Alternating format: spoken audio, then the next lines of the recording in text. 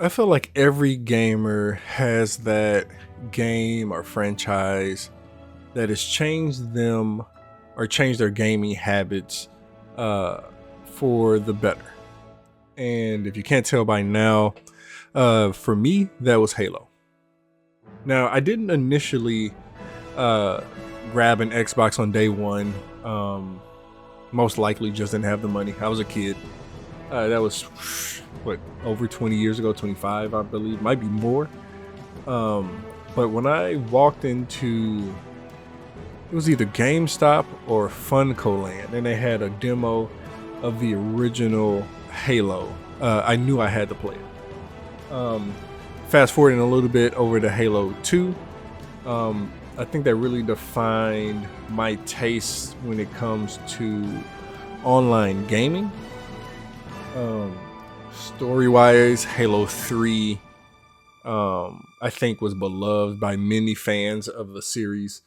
And I know some may not like the story or the multiplayer when we jump into Halo 4 and 5, but I think we've, well, not we, because I didn't work on it, but I think 343 now Halo Studios did a good job recovering what Halo Infinite is now.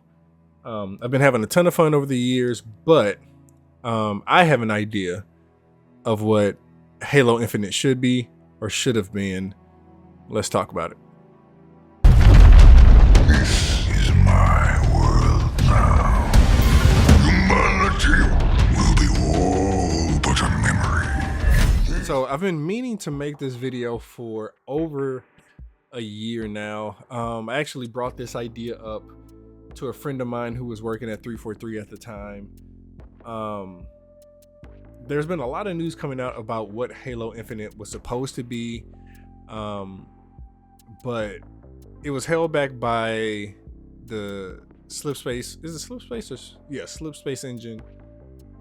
It was held back by time. It was held back by releasing a game on both previous and current gen. But like I said, overall, we are here now, and I think the game is actually in a very good space. But I think the Halo universe is one that is full of deep, rich lore and just so much that we can feed off of. So there's been a few games. You had Halo Spartan Assault, that was a little different. You have Halo Wars, and then you have all of the Halo mainline games. Now, I think that Halo Infinite had the blueprint. 343 had the blueprint for what I think Halo Infinite should have been. If you take a look at the Master Chief Collection and just all the time they spent in getting that to where it was, you take things like Spartan Ops and how you're able to jump into different missions and play different storylines that are not of Master Chief. I think there was a lot of missed opportunity when you look at all the tools and resources that 343, again now Halo Studios, had at its fingertips. When many people go and say they didn't like Halo 5, I think I had a different experience because I listened to Hunt the Truth going into Halo 5, and I think there was just a different level of understanding of what was going on in the game. There were still a lot of things that were left out that should have been there for people. Should just be able to pick up the game and go and understand what's going on. But if you just take a look at Hunt the Truth, I think that was a perfect game that could have been a Telltale style game or something of that nature. Learning about this reporter Benjamin Giraud that's doing this this expose on the Master Chief. There's so much in the Halo universe that I talk to people still to this day that don't know that Master Chief and the other Spartan, 343 and 5 are twos were kidnapped child soldiers.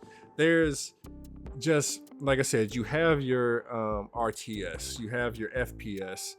Let's do things like a Telltale style story game, or even, like I said, taking cues from Spartan Ops. Let's explore the missions of the rest of Blue Team or some of these other Spartans, leading up to Reach, before Reach, during Reach.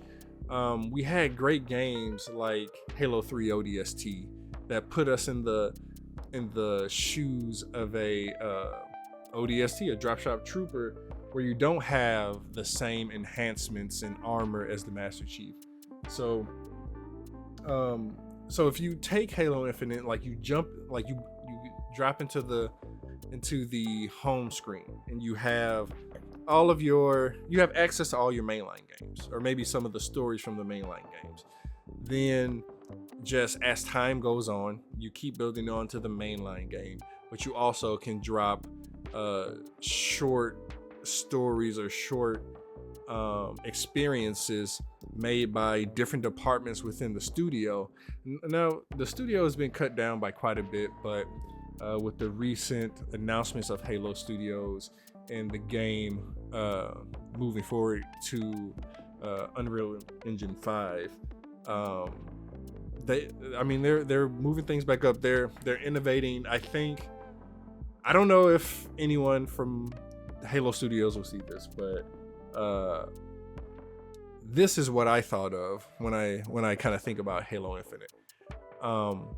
What we ended up with was great. I had a great time.